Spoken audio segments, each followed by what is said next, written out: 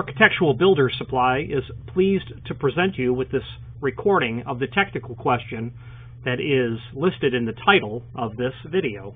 This call may be monitored and recorded for quality assurance.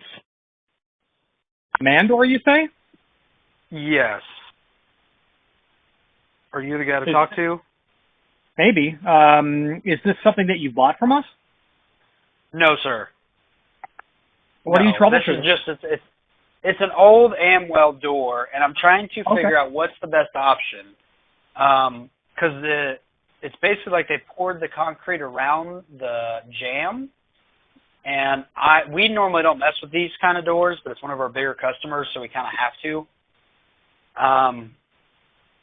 What's the best way, I guess, for say, should we just get do we need a concrete company to cut it out and then put the frame back in and then pour the concrete around it? Or, I know this is a weird question, so didn't know if you had any pointers. Well, what are you trying to accomplish? So we need to replace the door and the frame because the frame is rusted out at the bottom. Okay. So, and personally, I have never taken out a frame out of concrete and putting one back in. So I don't know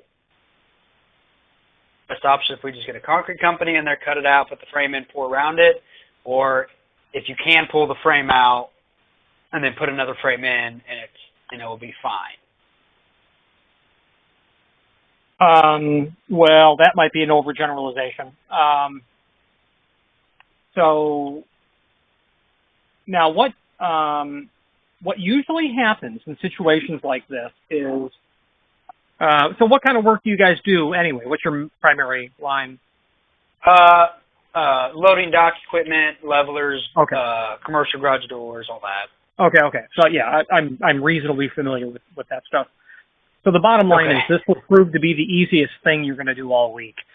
What guys do is they would generally take a 14-inch diamond impregnated blade and they would saw cut that jamb out right on the outside of the frame.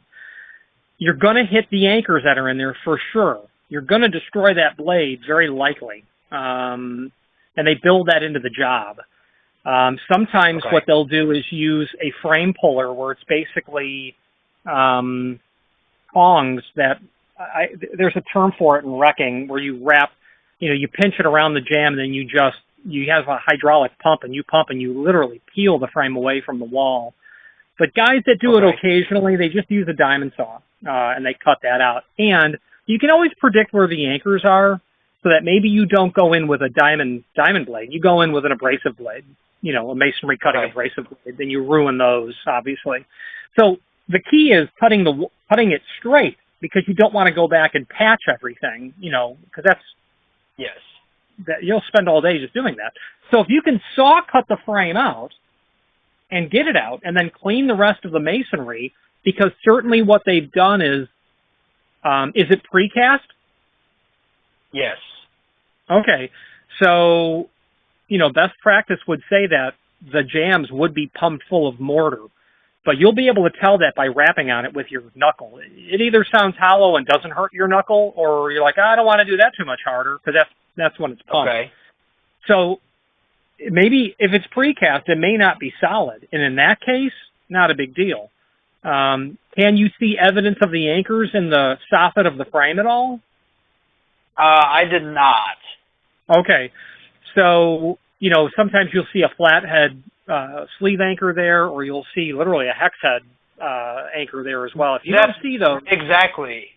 And I don't see any of them. That's why I'm wondering if they placed it and then poured it. Yeah. Well, they very likely, I'm not super familiar with how precast walls go up, but getting mortar behind that jamb is very typical, to backfill a frame. You would see that. So saw cutting it, you get the entire thing to just fall out or just get it out and then go back in with your cold chisel and et cetera and clean it up as best as possible. The key, though, is you want to have the new door and frame ready to go at that time, obviously, and you have to achieve what size you want to order. And what that means is how big of a hole are you going to have after you've saw cut that thing out? and what size frame on the outside dimension of the frame in width and height are you going to slide back in there.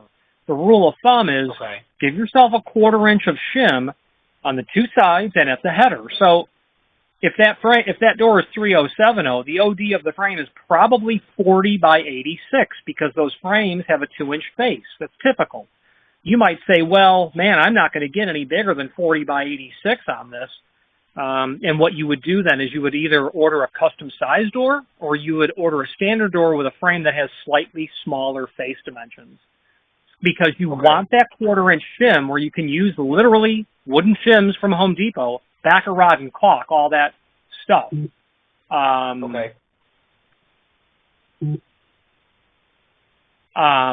that is, you saw cut it as clean as possible. You've cleaned the opening. You've got the door and frame to the right size.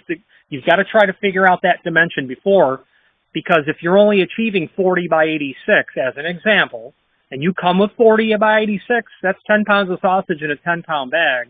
It's too small of a bag, or too much sausage. It won't fit. So you want that little bit of shim. Now, once you achieve what the OD of the frame needs to be like, we can figure out what size door and frame to do, and then just your hardware. And at that point, the first time you do this, you're going to be looking for jobs like this because you'll have the experience. Okay, yeah, that's good because it's a huge company, and so if we can get this accomplished, they probably have like 20 of these. Yeah, right on. Okay. Perfect. So if I give you the serial number of this door, it doesn't. It gives you nothing. Nothing. Ammo's been out of business for 15 years. Plus, that serial number is actually the serial number of the label that's on the door and not the door itself. That serial number, that serialized plate could have gone on, or Mylar, or whatever it is, could have gone on to many things.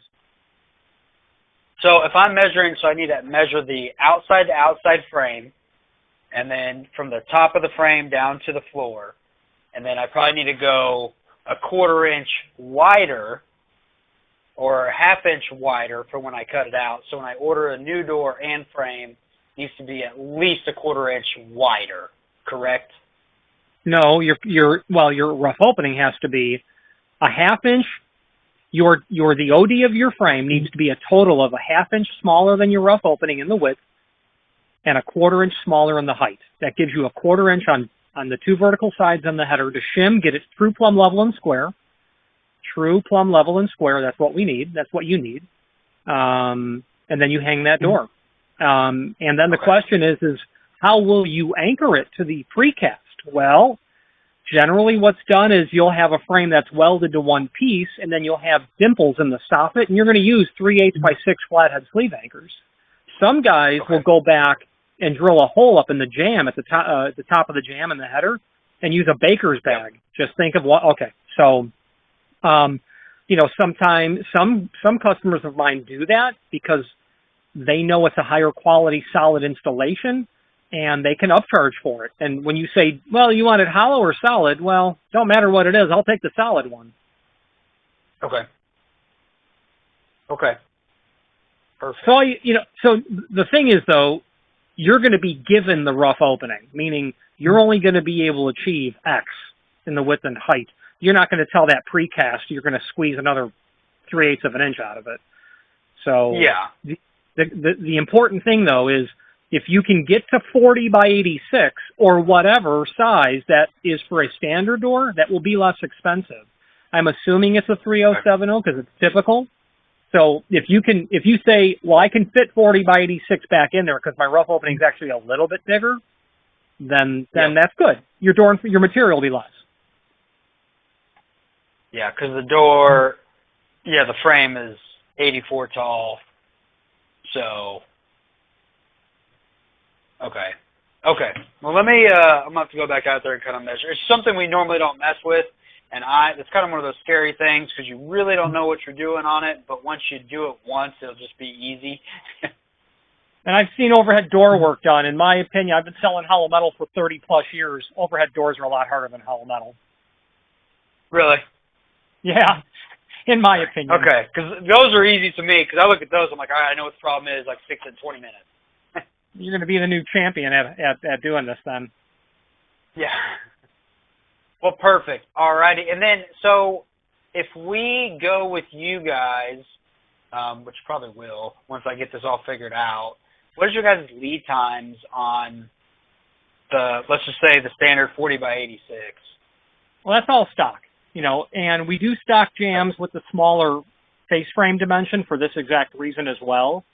They do end up costing more, but this is going to be an extremely expensive opening for your client because of what's involved. The material cost is only going to be part of it. So whether it be a 2-inch face or an 1 3/4 face, it ain't going to change the yes or no answer to whether or not they need a door replaced. And I'll tell you this, I would suggest that you upsell your client, and it's not an upsell in that sense, that you say, you want galvanized. You know why? Order a galvanized door and frame. It's only going to cost another $150 to the job, material. And you know what? You're not going to see me back here for 10 years. Because for sure, because it's, you're replacing it because it rusted. Galvanized doesn't give in like that. And if it's a high volume use, don't go with the standard 18 gauge door. Go with a 16 gauge door and a 14 gauge frame. And at that point, if it's a really high volume use, you can say, what you should consider is welding the vertical edges closed because that allows the door to stay together a lot better. So there's, it might be an upsell, but at the same time, it's serving what's best for the client's requirements. And that's why, we would make these things. Yeah, you get it.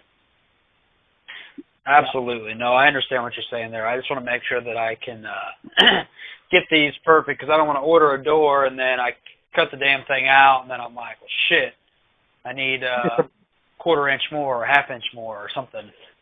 Yeah, it's a boat anchor at that point. Now, what some guys do when they get themselves in a real problem is they'll take their jigsaw and they'll literally cut that jam down with a jigsaw. That is the last thing you want to do because it's awful.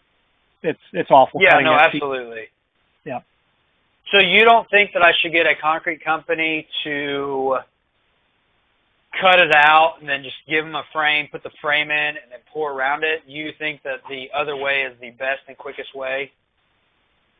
I've never used a, what I'm trying to say is there's always the first time to use a tool, and if a 14-inch cutoff tool is not what you'd like to be handling, then yeah, hire someone to do that demolition work. But I'd rather be the cheapest route, but... Well, I would think the cheapest route would be you doing it, because if you bring someone in to saw cut the opening, but it's precast. There's nothing else happening there. True. There's not face brick. There's not plaster on the inside. Most likely, there's if there's Dryvit on the outside of that, that might be something you want because that they will return that back to the face of the frame. That can get icky of trying to get that out of there, obviously, because you're going to destroy that. But if it's just a straight-up precast wall, saw cut and protect for the dust. Absolutely. Yeah. Awesome. Well, I really, really appreciate your time, and I will probably be giving you guys a call in a week or so. Cool, my man. My name's Richard. Thanks for calling. Got it. Thank you. Have a good day. You too. Bye-bye. Architectural Builders Supply hopes you have enjoyed this program. Again, thank you for watching, and if you've enjoyed this video, please click thumbs up. Please subscribe and maybe even send the video to someone that you know. Thank you.